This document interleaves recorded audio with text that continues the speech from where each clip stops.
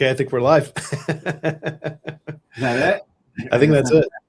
It's a little different without the intro. Feels a little different without the intro. Yeah, we don't normally we didn't get the oomph that we normally get from the music, but that's all right. I'll fix that later.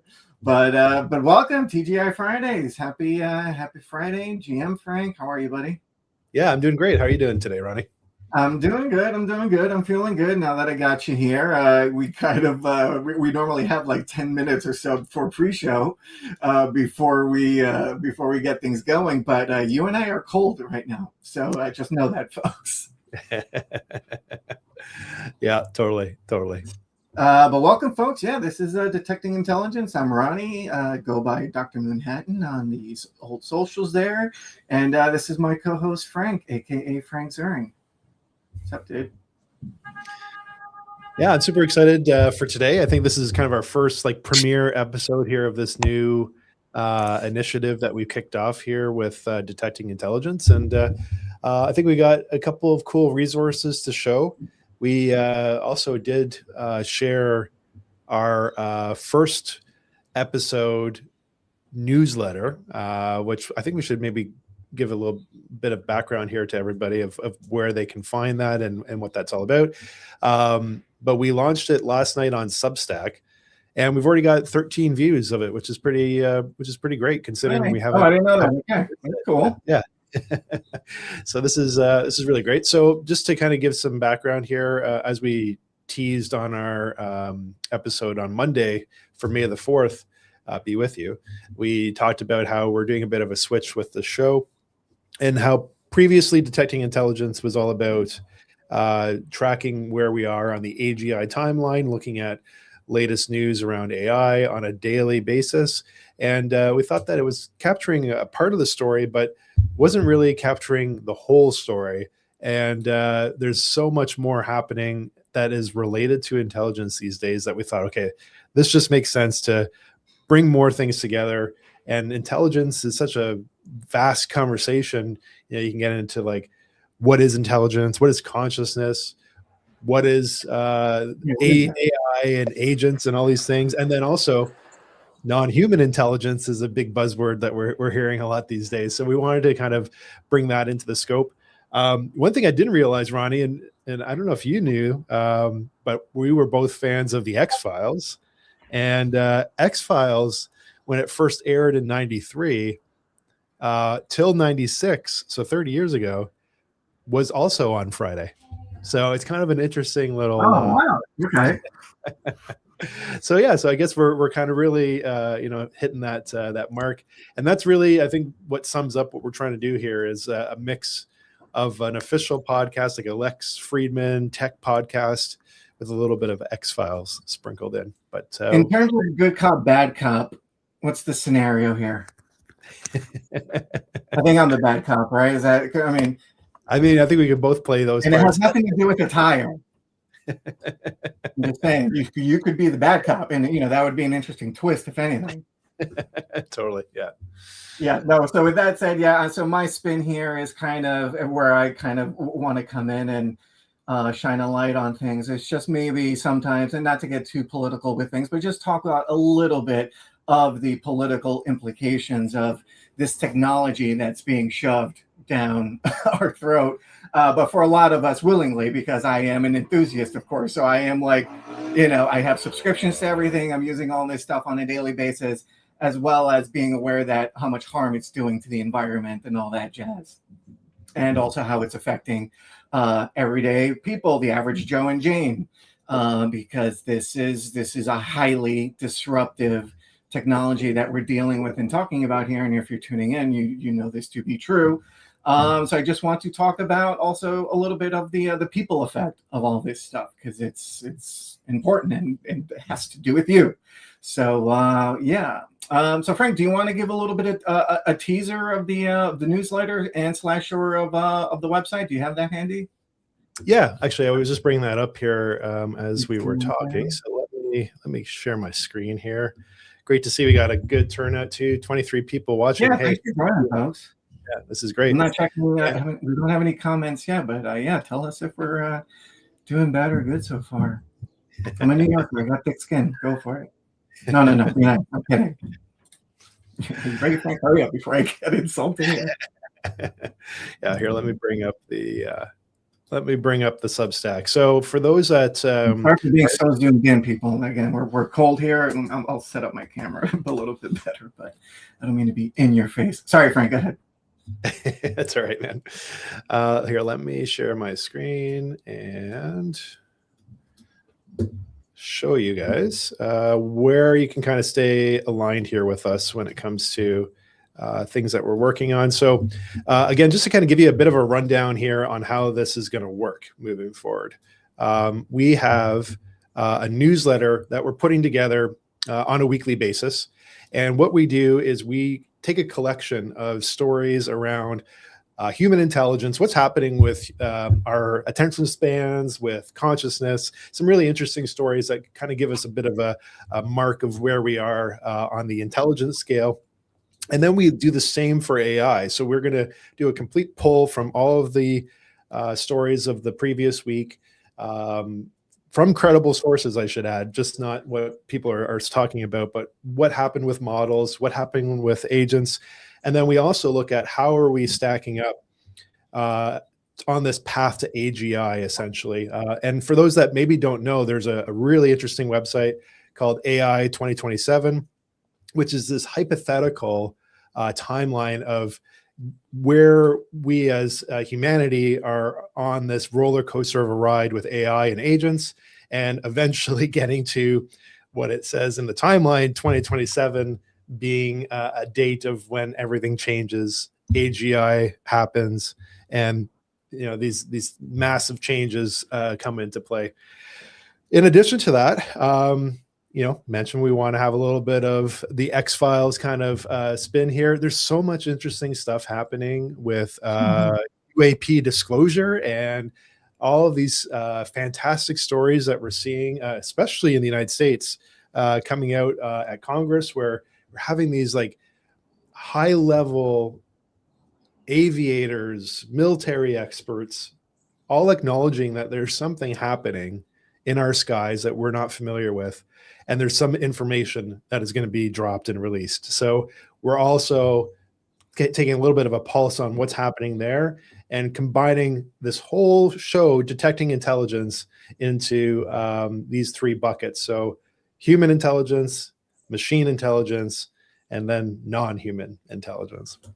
So as you can see here on the screen I'm sharing, you can actually get this newsletter, which we're going to be producing every week. Comes out Thursday around 11 p.m. Eastern Standard at detectingintelligence.substack.com. And you can just subscribe right there with your email address, and you'll get notified right away. We also are releasing it as a audio version. So there's like a mini podcast where we've got a bit of an AI actually helping us with the voice. It sounds a little robotic. We're going to work on that right now, but you can actually go today and listen to the newsletter, and it riffs on some of the funny things that have kind of happened here over the past week, which we're going to get into live on this show. So then the whole plan here is that you can go to the Substack, read the newsletter Thursday or Friday morning, and then come here, join us live, and let's riff and talk about these different topics. So with that being said, if you would love to introduce yourself, you can comment in the feed that you're watching, and we'll have it pop up on the screen here. Love to know a little bit about the audience that's with us here today. But Ronnie, what did I miss? Anything else that you want to add before we get into the first story?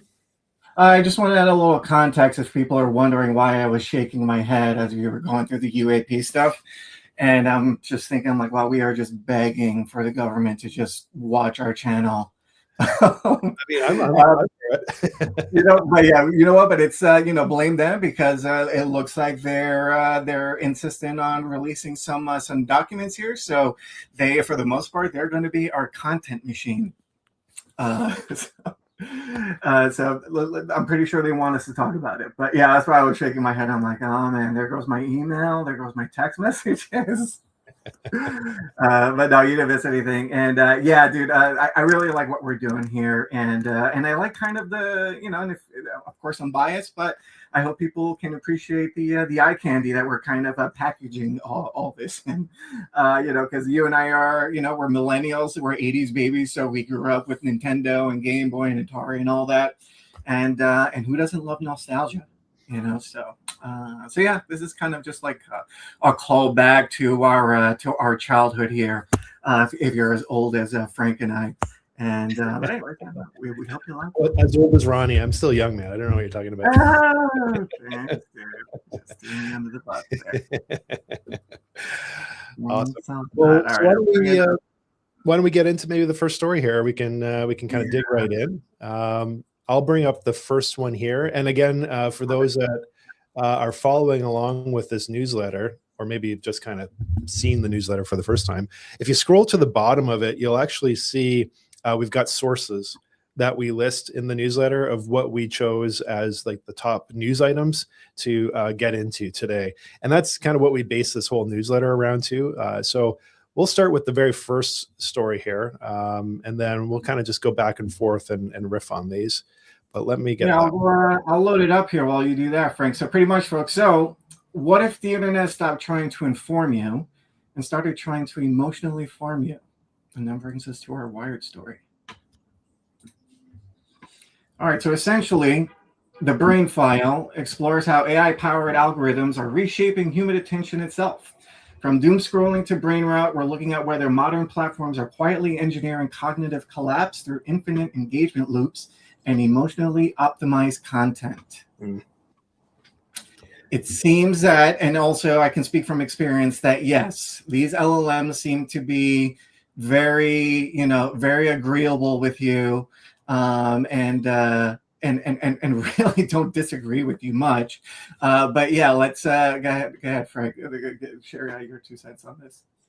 Yeah, so I think this one here is more first about how we are being distracted in our day-to-day basis. And I think that the interesting thing I found here with this article by Nature was that they made they kind of made a very interesting calculation here, where it's not that our brains are overloaded right now and not able to function. It's just that the environment we have created for ourselves is all about distraction and trying to force us to move to things too quickly, and focus is becoming a very difficult thing. So, this article digs into specifically what are those conditions that we're seeing. And here, let me just kind of go in, because there were some really interesting thoughts here.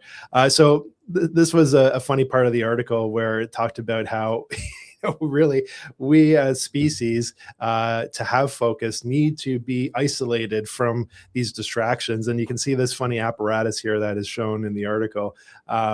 This is not what we're experiencing today. If we look at our phones, it actually specifically says it's like a glorified slot machine. They're made for us to always want to see what's next. And even with the work that we're doing now, the fact that we can't sit and do deep work because we're having to move to different tasks. And there's this whole thought around context switching as well too, where we're having to do more in our jobs than we had to in the past. And this context switching has a real toll on our ability to focus and have concentration. So I found this interesting, is that it's not that we as a species are in an issue where we can't focus because of what's happening with our brain, but it's more the environments that we have created and that we're working in that are causing these essentially stressors on us. I know I've experienced it. Ronnie, I'm sure you've kind of experienced this yourself before as well. Yeah, no, I'm actually, and I gave myself a pat on the back not too long ago, that I've been chronically online since the internet was invented. And I'm pretty surprised I haven't cracked, because I've been definitely experienced or exposed to a lot of conspiracy theories and rabbit holes. And so luckily, I haven't let myself get too exposed to some of these conspiracy theories and gone too far down some of these rabbit holes. But absolutely. And, the thing is just that we're just offering up so much information about ourselves and surrounding ourselves with so many devices that are watching us and listening to us. And the thing is, the way that the marketing or ads are designed it's designed to put things in front of us that we're interested in. And if we see something shiny in whatever various form that it's in, we're going to look at it and forget what we were doing 2 seconds ago. I'm not quite sure what the remedy is for that, because, now we're just getting, I think I just saw the other day, doom scrolling on Instagram, that now we're going to get these drone ads. I saw a drone ad. It was a really huge drone, and it was holding like a really flimsy looking billboard. But it was, as soon as it went up in the air, an advertisement started going, and it was just floating through the sky. You know how we used to have the what are those beach planes now that they do the flag ads. So now this is basically the digital version of that. So now, even if you're not wearing cybernetic contact lenses or Apple glasses or Google glasses, you're just going to walk outside, look up into the sky, and just see ads all over the place. And again, this adds to the distraction wherever it is that you look. We have a serious issue on our hands with all this stuff. Especially with the current generation. Sorry, this is where I had my cynical and I try not to be too doomsday-ish. But anywho, this really is I think it's obvious to a lot of people. So it's kind of common knowledge that this is it's a serious issue. What it's doing to our minds and our brains, and especially the current generation that is lacking in certain skills academically and socially. And these are very young humans, young adults that haven't maybe had a chance to develop that we did. But in a sense, I guess every single generation develops in their own unique way and turn out to be different than other generations. I guess that's just I don't know if that's the circle or cycle of life or whatever, but yeah. Frank. Yeah, I know, I'm with you. And you know what? I think this is a great point as well, too, that if you're here, you're listening to us, please send a comment about what you think about these environments that we have built for ourselves. Do you feel at your work that you are constantly distracted or moving from task, or maybe the context switching is just too chaotic that you're not able to focus? Would definitely love to hear from some of the audience here and their experience. To add something else really quick, and just thinking out loud here, I wonder if we need a little bit, not necessarily invasive, but do we need to kind of monitor our brain activity more to kind of just keep check on how things are working up there based on, how exposed you are to whatever technology. And not even just technology, just exposed to, all the radiation and stuff that's just around us at all times. Anywho, do you have your tinfoil hat on, Ronnie? I didn't see. Do we have a lighter story, Frank? Is that where we're going to go to next? I hope. Let's go to the next story. You have it? Because I already fumbled the first story. That's all right. This is the premiere show, right? It's not going to be perfect. The premiere show. Let's mess things up. No pressure. So let's bring up the story that you have there, sitting kind of in the queue. There we go. And let's talk a little bit about this. So I'll let you lead, and then I've got some kind of funny things that I want to talk about with this one too. You know what? You're gonna have to lead on this one too, but sorry. Yeah. So with ChatGPT, there is this whole Goblin mania. I might be affected by it, actually. What's that? Sorry. I said, and I might be affected by it, but no, go ahead. Sorry. So there's a couple of things here, and I found that actually super interesting that this story got selected. So for two reasons.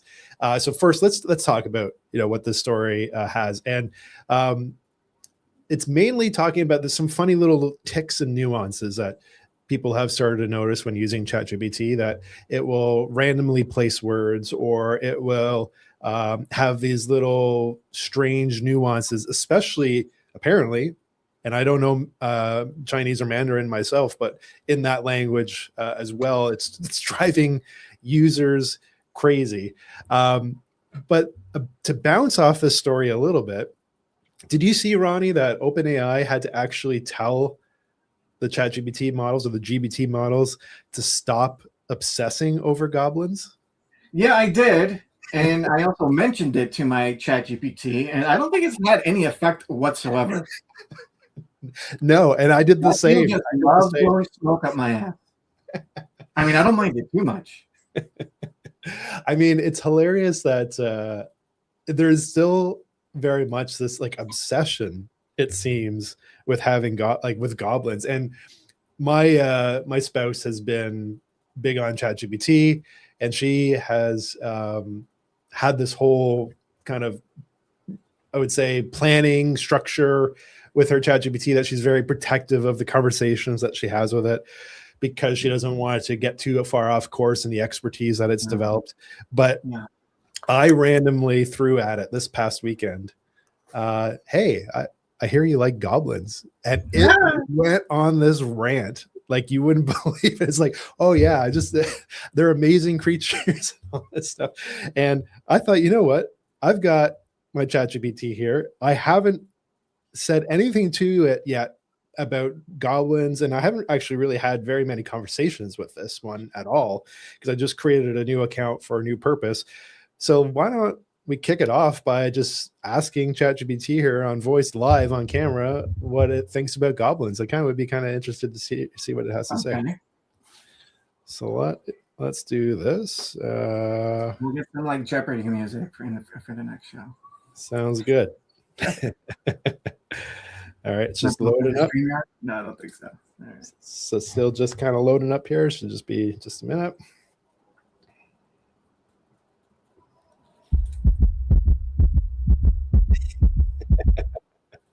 Oh no, it says voice couldn't connect. Let's try it again here. That was my part.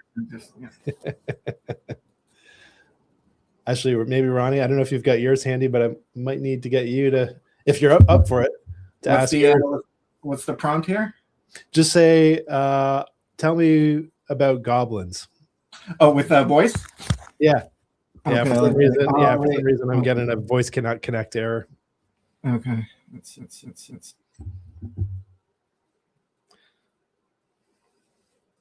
I think I know what's going on here too, and I'll try to fix mine while we're working on that.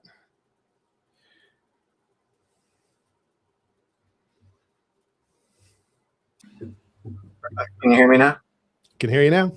Okay, I don't mute it for whatever reason. One more time. What was the prompt again? Can you tell me about goblins, or what do you think about goblins? Yeah, tell me your thoughts on goblins. Let's ask it that. All right, here we go. Tell me your thoughts on goblins. Goblins, those impish underdog artisans of mischief, excuse me, I mean chaos. I always imagine them as the gremlins of the narrative universe, tinkering with reality's gears, loosening a bolt here, dropping a banana peel there. They're like the cosmic pranksters, always reminding us that even the most serious plans can be upended by a little green rascal with a toothy grin. They're the narrative plot twist you didn't know you needed, until you do. So ask him what its feelings about goblins. What are your feelings about goblins? I feel like goblins are the universe's cheeky footnote. Annoying if you're trying to build something tidy, but undeniably delightful if you enjoy a little chaos. I think of them as the spice in a fantasy stew. A little unpredictable, but it's not a proper story without them lurking in the background, ready to abscond with your favorite plot device. Anyway, I think it's hilarious how it seems to be really obsessing over goblins. And apparently why OpenAI had to get involved is because it was randomly talking about goblins to people. When we look at this article here, in that, you know, it had these funny ticks and these things that it would start talking about that people didn't prompt. For some reason, it would talk about goblins. So I just find it hilarious that it seems to have this connection with goblins. Yeah, and I know we've seen something sort of like this with with other LLMs and even Siri. If you prompt it or ask it or say something, Siri will will say something funny or have a nice little Easter egg. But yeah, what it's yeah, that whole thing with goblins there. I wonder if someone at OpenAI is just a really big goblin enthusiast, or did that just kind of like dream itself into the whole into the machine. Yeah, it's wild, man. I We'll don't think never we'll know. ever really know, but it's Yeah, definitely these little experiences are certainly something interesting to kind of keep watching. yeah. Wow. All right. Anywho, Uh, so what do we got left?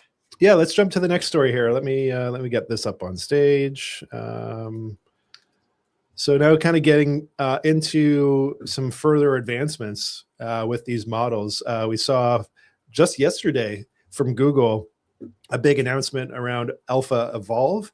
And this is Gemini's new powered coding agent, which is made to scale. I think that's one of the most interesting pieces here of this article, is that not only is it specific to target coding and getting into software development, but this is actually even being expanded into looking at how to optimize grids, as you can see here, getting deep into DNA sequencing.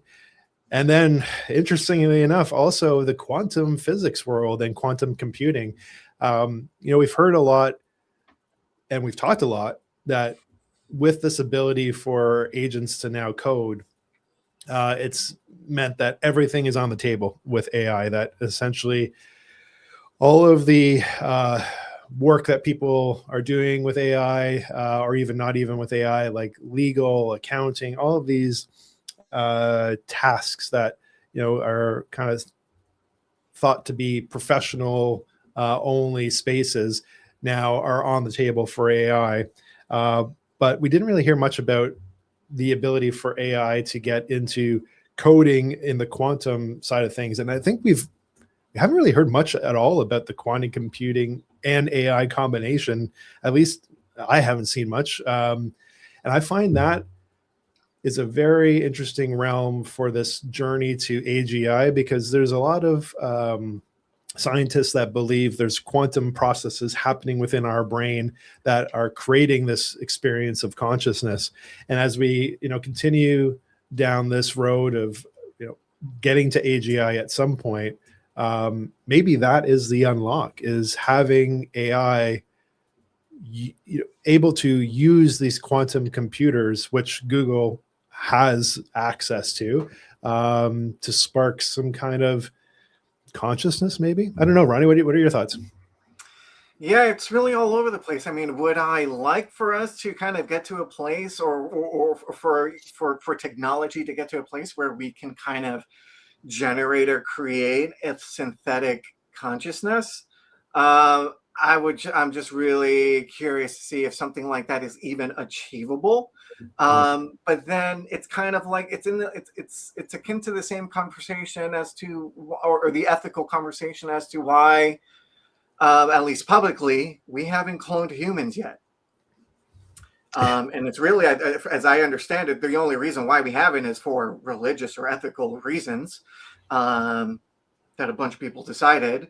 They didn't ask me, but and not that they should have, but I feel like maybe we should get more people involved as to whether or not we should pursue something like that. And again, I would just be fascinated to see if we can achieve it, but how close to, or will it ever be, consciousness as you and I know it, which also nobody knows anything about consciousness, or very little about consciousness. But anyways, but the word that you said that I wanted to say was the unlock bit. We really haven't unlocked quantum computing yet, in terms of when we also just think about the other technologies that are out there, and that's AI and blockchain. Those two things really haven't been conversating with each other too much yet. And I think when we get closer to that, or when we start to see that a little bit more and more, and these things start to kind of interlock and start working by themselves and building things themselves without our input, because they just don't need it anymore, but because we designed it in such a way. But dude, I'm going all over the place. So that's what I'm glad I said that at the beginning, because I'm just connecting so many different things. But I haven't seen this alpha evolve. I've caught a few headlines about this, but I haven't gone into what this new alpha evolve is by Google just yet. But yeah, no, we haven't reached peak yet. I don't know if there is a peak. But yeah, no, with the quantum computing, yeah, we're definitely seeing a lot of new studies coming out, and just talking about, or just stating a little bit more information, also theories on just how the nature of reality works. And the whole slit experiment, how particles behave differently when they're observed than when they're not being observed. Why the hell do they do that? I want to know. But yeah, dude, let me end that rant for now. Yeah, I think this is kind of a real interesting space, right? And you mentioned something there at the end, which maybe for those that don't know or haven't heard of the double slit experiment, that is, I think, just kind of a real interesting look on reality, and maybe like what is reality in itself. It shouldn't happen based on the physics and the science that we know.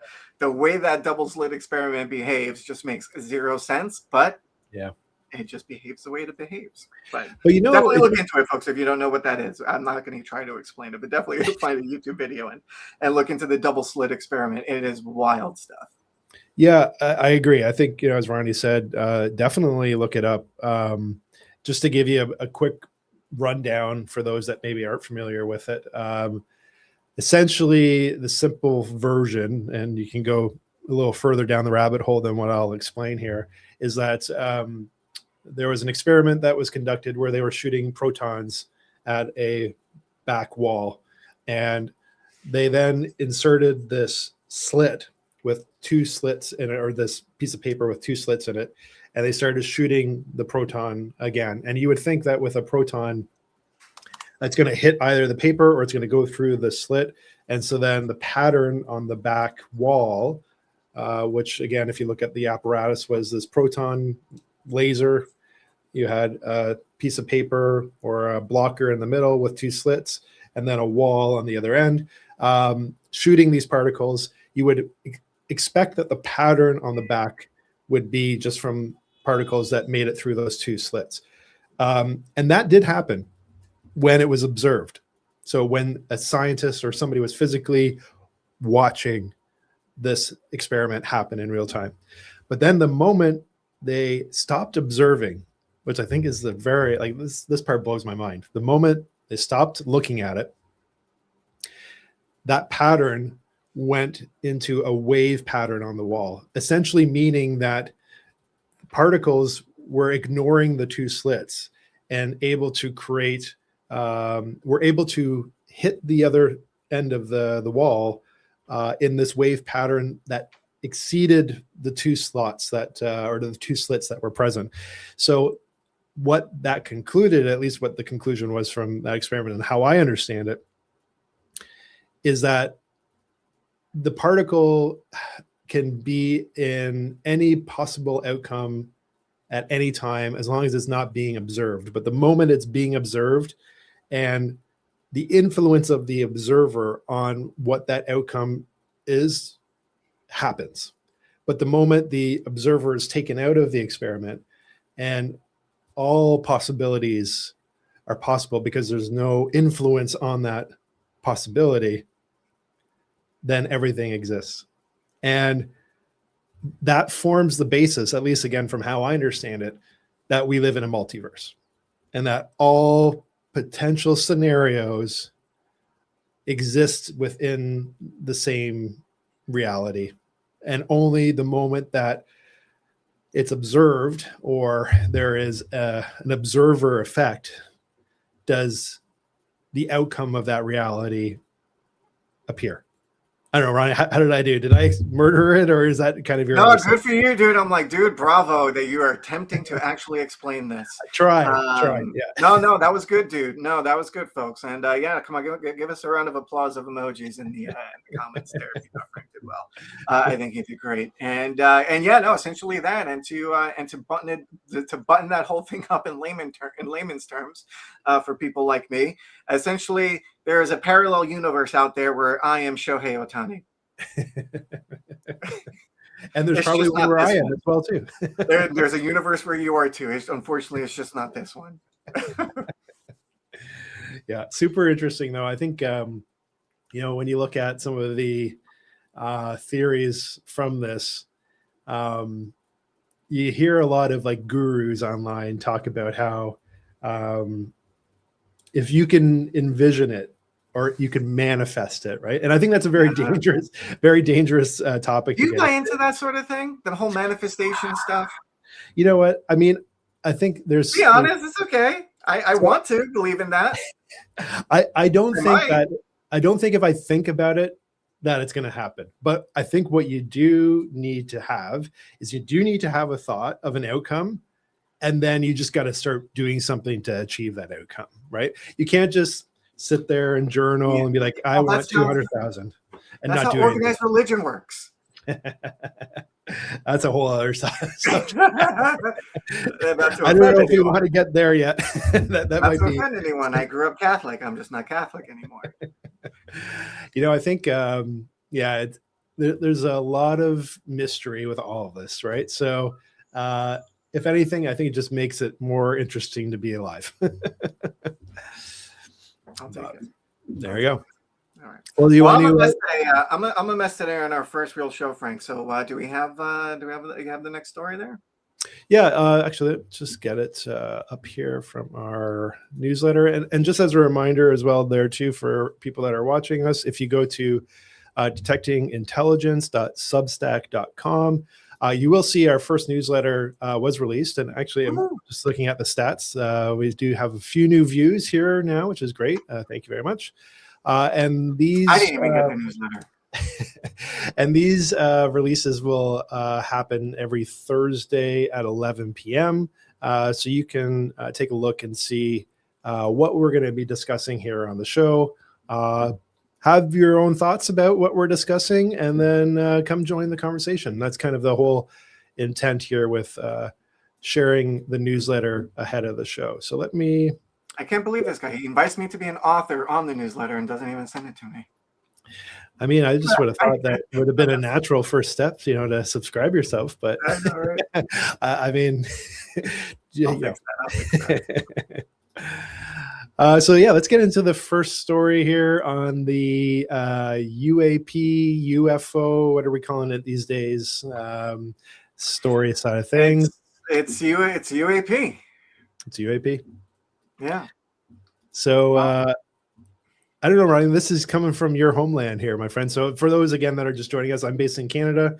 My co-host here, Ronnie, is in, I guess, what has been determined as the new Rome of the New World, New York City. And curious to know, what are your thoughts first, like just in general, about all of the craziness coming out of the U.S., around UAPs, UFOs, disclosure, some big disclosure event that might be happening here in the very near future. We found out yesterday, just from our chatting, that you sent me a link to Instagram that I couldn't view here in Canada. Apparently, for some reason, they determined the Great Filter of Canada does not want me knowing that the article was Google is downloading AI agents into people's browsers. So I would love to know. Apparently have AI agents into your browser without permission. That's a whole other subject that we should get into as well. But on this subject matter, what do you think, man? Being in really what is one of the largest cities, and I think it is technically one of the largest cities in the world. So love to hear your thoughts. Yeah, look, the thing that I'm kind of really, I'm curious about a lot of things, but what I'm really curious about as to why the United States is such a high activity area for this stuff. I don't know if it's just maybe other countries are not reporting them as much in their in their countries. But if you look at it and just on whatever information is publicly available, the United States is really high in activity for UFO or UAP phenomena. So dude, yeah, so I've been an enthusiast ever since I was a kid. The movie or the first alien thing that I watched or saw that changed me was the movie, the documentary based on true events or whatever. The movie based on true events was Fire in the Sky.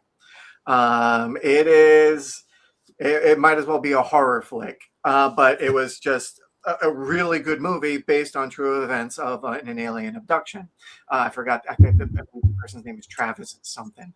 But anyway, Travis Walton. Why don't you share a little bit about that story? Because it's an interesting story. I think it's one that has been debated quite a bit on both sides, but it is one of the more chilling stories in the sense that there was a number of people involved that in order to pull this off as a prank or as like something that wasn't true would be a little harder to do because of how many people were involved. But what's your rundown on that story, Fire in the Sky? So yeah, Travis Walton, he's even been he's been on Joe Rogan's podcast as well. So if you ever wanted to get a recent account of the whole thing, he's been on the show. But essentially, this is the guy that was. I'm just going to go off the movie, but this is the guy that was out in the woods with his friends. They saw something out in the woods, a light. They followed it. One buddy went out to get a closer look. The other three remained behind, and then their three buddies that remained behind got to watch their buddy pretty much not necessarily get abducted by the light or the UFO, but kind of got like what seemed to be like electrically shocked by it and was rendered unconscious. Their friends bounced. They came back. He was gone. Just to sorry to interrupt you, Ronnie, but if we were in the woods and you got abducted, I probably would bounce as well too. Yeah, sure. No, and I wouldn't blame you. But anyway, and then I don't know how long Travis Walton was gone for. I don't know if it was a few days or a week or something, but he eventually popped up, and this guy was a shell of a man when they found him. And then the rest is he just goes into his whole experience about being abducted. They took him out there, they operated on him, and all that stuff. And it was a horrible experience. And then to this day, that's the story for everyone involved. But the movie was really scary. You've seen the movie? Oh yeah. I think that the scene, and not to be a spoiler here, not going to share too much, but where there's like body parts inside this spaceship as well too, is like, what the hell is going on? Yeah. They definitely took it up a level, that's for sure. Yeah, and the aliens are really scary. Again, I watched this as like 8, 9, 10-year-old, but still, if I watched it today, it would still give me the heebie-jeebies, I'm sure. Anywho, but go ahead. What was your question? Yeah, I was going to say, have you ever seen the movie Communion? No. Okay. So that was actually my first experience with alien abduction topics. And it as well is apparently based on a true event, true story. The fellow's name was Whitney. And I think Stryber sounds familiar, but I feel like that's not the right last name. So forgive me, everybody, if I got it wrong. An actor or a real person? So real person is an author. And the book Communion was about an experience he had while being away with the family in the summer at a cottage in a remote part of New York State, funny enough. Mm-hmm. And this was, from what I recall, one of the very first depictions of the Greys as we know them. And that movie came out, I think it was 1989. Starred Christopher Walken as the main character. You mean Ronald Christopher Walken? Yeah, there you go. And dude, there's one scene in that movie that, just as you said, kind of scared the crap out of you with Fire in the Sky when you were younger. Same effect with me. And you know how the 80s movies, they had this kind of like weird vibe already a lot of the time to them. But there was a scene where Christopher Walken gets out of bed and then he sits in a rocking chair in his bedroom, and it's dark, but it's, like that kind of like blue light kind of like effect that you see like when a movie's portraying like a scene in the middle of the night. And then he just like leans forward and he's looking at a cabinet in his bedroom. And then the camera starts zooming in on him. He's like, I see you. Get out of there. And then it starts zooming in on the corner of this cabinet. And then as it gets close to the cabinet, here's the cabinet. You just see an alien face pop up like this. I was like, scared the crap out of me, man. But such a good movie, though. Such a good movie. Highly recommend. You just describing it gave me the chills. Like the picture again. Like, oh my God. Yeah, it definitely it's worth the watch for sure. But yeah, sorry to interrupt you. I know we kind of got off course here a little bit. We were kind of getting to how it is for yourself living in the U.S., hearing about all of this disclosure, and then seeing these things come out of your government. It's just like mind blowing. You know what? I don't really put too much thought into the locality of the whole thing. It's because this is a global. And what global, this very well may be interdimensional. So forget it doesn't matter where I live. It doesn't matter what galaxy I'm in. This is a matter now, and it was all fun and games before, but now I'm starting to get a little scared. I am starting to get a little scared that these things are real, that these things have been here. And that these things can do whatever they want, whenever they want. I want to know why they haven't. And also, that might not even be the question. That might be they already have done whatever. And then if they have, then what is that thing? Have we been programmed a certain way? Are we just a zoo that they're observing as like an incubator? That these things are having fun with. Are we a source of energy for them? Yeah, dude, it was fun before. It's not fun anymore. Because like I've grown up and watching all the photos and videos of this stuff. Like I feel not for nothing. I feel like I'm an expert when it comes to this stuff because I've seen and consumed so much of it for like 30 years. So now that I'm seeing these videos come out, I'm like, wow, like these things look real. Like, a lot of these photos and videos, like, okay, yeah, you can see like, all right, maybe this one's a little iffy or AI, but sometimes you see one like, okay, that one was a little tough to tell if it was real or not. And then now you're asking, I'm like, wow, if that was real, that means there are things that are out there that can behave this way in our physical reality, and we can't do those things. We cannot mimic those movements with. All right, I'm done. I mean, it's definitely just wild to see that we have this coming from a government. I think we've had some thoughts, and that was kind of part of the mystery of this whole like thing with the X-Files that we kind of enjoyed, was that there was conspiracies that something was happening, but we were told nothing's happening. And now that we've got acknowledgement happening from governments that yes, something is operating within our airspace that we have no clue what it is just such a, I don't even know what the words are. Like, it's just so unbelievable that we have the government now making these statements.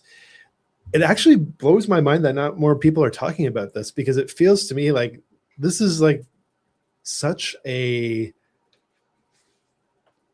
life changer for all of us. If we aren't the only intelligence in the universe, or we have intelligence visiting us from another time, another dimension, another zone in space, it's just another universe, right? Man, there's just so many possibilities, right? So I'm excited. I think a lot of people with the disclosure event, potentially coming here from the government, are excited. You see a lot of people already also saying that, this is probably just going to be more redacted documents and acknowledgement that there's something, but not specific on what it is. Which I think is still a win. But, if you hear, some of these like testimonials in Congress that have gone on record, and then that new film that came out earlier this year, The Age of Disclosure, and some of the interviews that were conducted in that film. That film was amazing, and it spooked me. I mean, wild, right? That's and this has been, talked about now for quite some time, like almost 2 decades, where people have been coming forward publicly in these senior positions talking about, something is happening. But it is funny, man. Like, why is it that, at least from what we're seeing, 70% of the stories are all coming out of the US? Like, there doesn't seem to be too many stories coming out of other parts of the world. But the United States is the number one import or export of conspiracy theories. Yeah, so maybe that's playing against us a little bit as well too, right? Yeah, I forgot who was, and to cement that point, or I don't even need to cement that point, but it was just to add a little bit of context recently that kind of has nothing to do with any of this. But it was somebody who was talking about Russell Brand and his Piers Morgan interview. You know who Russell Brand is, Frank? Yeah. Oh yeah. So he's in a little bit of trouble. He's going to be going to court soon. Anyway, he did an interview on Piers Morgan's show, and it completely derailed. Oh. And this person that knows, it's like another comedian from the UK that kind of knows Russell Brand, and he's like, yeah, Russell Brand went to the States because he needed a conspiracy theorist minded audience to kind of try and save his career. Interesting. So he went to the United States and went on a book tour. Unfortunately, the United States has that going for itself. So, but that aside, it is fascinating that the United States is just such high activity, at least reported cases, because it's happening all over the world. And, and once in a while, we'll see like Brazil or Venezuela or whatever other country, and Canada. We're like, all right, we got some files. We're going to release them. They've been, classified. But the United States to own the market on that. I mean, it is what it is, and I don't think it matters too much anyway. Like I said, if these things are real, forget what country you're in, and let's talk about what galaxy you're in. But anywho, but yeah, Frank. So, what are your thoughts on all this stuff? I mean, how does that make you feel, as with the potential and the very likelihood that these things are around and they're here? Let's just leave it there for now. Just those 2 questions before we branch out too much. Yeah, I find it. I've always been very skeptical when it comes to claims. Real quick, if you believe in aliens, drop an alien emoji in the chat. Let's see how many humans. Yeah, there you go. What did you do? Frank, did you buy a bunch of bots? You know what? No, actually, I didn't. But maybe I know somebody. I'm not that good looking. We have 80 people, almost 80 people. I mean, you are. I'm not. But yeah, no, we have 80. Well, thanks for if you're human and you're watching so far, and still, there's only 6 minutes left in the show. Thank you. Don't know where you came from, but very much appreciated. And we'll be here. We'll be here next Friday too. Yeah. So make sure to do all the likes and the follows and the subscribes and stuff. And because we're going to keep it light and fun and weird over here. Anyway, Frank. It's probably all of the government accounts monitoring what we're talking about. Whatever. Hey, they're still watchers, so that's good. They're still watching. maybe, hey, drop an alien emoji if you are an alien and you're watching this show right now. Who knows? But no, I think it's definitely a subject that I think for our generation as well too. Being millennials, that Zennials. There you go. I think I'm considered a geriatric millennial. I like Zennials just because there's an X in it. But aren't I a geriatric too? I might be a geriatric Zennial. I'm not too sure. Yeah. I feel like one. But yeah. But I don't look like one, but I feel like one. No, I look like one too. Look at that. That's great. Those aren't highlights. That's great. So yeah, I'm a geriatric. Whatever. Too funny. No, I think it's interesting. We've kind of been on this roller coaster, right? Where we've seen like the kind of loony bin of like the UFO story. And then the fact that they had to switch to UAPs because of the stigma that was associated with UFOs. And then now kind of coming out the other end where we have governments that, are acknowledging that there's something odd going on. Yeah, I don't know. It's wild. So I look at all this news, and obviously my timeline is pretty full of it, especially digging into topics for the show. But there's a lot of people, a lot of credible people, in my opinion, that are talking about it. I believe there's something out there. I'm not certain that we're being visited currently by something, but there is something going on, which a lot of people are coming forward with some pretty unique stories. I'm a big believer in having to see things for myself, though. So having to experience things, because the one thing I found is that us as a species, we're very good at telling stories. Really, that's our whole culture and how we come up in the whole tribal mindset and how history was passed down through stories for eons. We are creatures that love a good story, and that's all I feel that they are, and for the most part. But when you start seeing some of this footage, like, it's undeniable that there's something crazy happening. So I'm just more interested to see what else are we going to see in this disclosure event. I'm kind of wondering too. I had this thought the other day. There's been a concern, at least from what we were told from previous administrations or officials, that the general public would lose our mind if we knew that there were other beings. And some of the things I see on my algorithm right now are also around preparing ministers in churches to have this conversation, because the information that's about to come out is life-changing, and our outlook on who we are and what our purpose is here. So yeah, I don't know. I'm here for the ride, man. I think this movie with Spielberg coming out in the summer, though, is kind of an interesting moment, because it's like, is this maybe a test to see, what kind of reaction, or is it going to correlate with what the information is that's going to be released? And historically, that's what it seems to be true. It's just like, pretty much like Hollywood is it's just slowly preparing you for the reality that's peeking around the corner, that's coming. They've done it with wars and other things, so it seems that historically that's pretty much been the case. What also fascinates me about Steven Spielberg's movie is that, he did his homework. He did his research. He got access to videos and photos that probably have never seen the light of day. Conversations and what have you, and spoken to people that maybe have never spoken in public before, or whatever.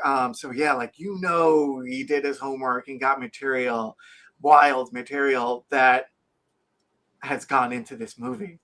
And again, not that the movie is going to be the revelation of any of this stuff, but I assume, it's going to be, a dramatic movie, suspense, thriller, and all that jazz. But I think he's going to want to I could be wrong. We have to see the movie, but I think he's going to want to be somewhat accurate to some of the things that have been revealed to us over the years and what we know so far about all this stuff. So, so I'm really excited to see that. Yeah. I heard also that. Go ahead. No. You go for it. Yeah, I was just going to conclude by saying I heard recently too that the movie Disclosure might actually be a sequel to Encounters of the Third Kind. Right, I heard that too. That's kind of interesting. Yeah, that's kind of interesting. And I haven't seen that movie I've only seen the movie a handful of times. But if that's the case, then I will be seeing it again very soon. When's that? I think does that movie come out this year? Disclosure? It does actually. Yeah, it's coming out in I think it's in June. Actually, what is the date? Maybe this would be kind of an interesting thing to conclude on here. Let's see, Disclosure movie. What time is it coming out? Frank, you might. I don't know, Frank. If there's enough time, Frank, you might have to book a ticket to New York and watch it in one of the countries. No, not the world, but one of the country's largest IMAX theaters. I mean, that would be pretty interesting. I might be down for that. People do that. I learned that recently. So here in Midtown Manhattan, there's the Lincoln Center or Lincoln Square Theater, and I think it's the second largest in the country. And I just found out recently, like, people travel out of state to go watch a movie that they really want to see on that screen. Oh, wow. Yeah, and but yeah, no, I mean, it's just a football screen. It's a football field for a screen. It's insane. Anyway, what'd you find out there? Yeah, so June 12th. So just around the corner. Around the corner. Nice. Yep. All right, gonna have to get my IMAX tickets as soon as these go. If you don't get those IMAX tickets right when they drop, then you have to wait like 2 weeks to watch the movie. If you want to get a good seat, because like these are the seats, and then the sweet spot is like 12 seats in the center. Like that's the sweet spot. Otherwise, like you're gonna have a bad angle. But anywho, that was the show, Frank. Man, that hour went by fast. Yeah, and we cracked 80. We might have cracked 80 before, but now that I see we have 80 viewers. Thank you, folks, for watching. Didn't get any comments, but that's okay. Maybe next time we'll warm you guys up, and maybe we'll find out for sure if they're actual humans watching this stuff. but yeah, no, thanks for watching. Yeah, like I said, if you liked all this stuff, please like, subscribe, do all that jazz. Frank and I are going to be here every Friday at 9 a.m. Yeah, what else, Frank? What did I miss? I think that's great, man. We're here for it. Stay tuned for the newsletter release. Again, that's detectingintelligence.substack.com. Thursdays at 11 p.m. Eastern, new newsletter will be available, as well as the audio version of the newsletter. Have a read, have a listen. Come to the show with some of your comments. We'd love to hear from you, and we'll see you next week. Yeah, we want to do a lot of fun, cool stuff. So stay tuned. It's not going to be boring. We want to make it fun for ourselves, too. I mean, we are here for the hour. But let me stop talking crap. Sorry, I don't have a fancy intro. We'll fix that. We got some bangers coming. Thanks, folks. Bye for now. Don't play outro.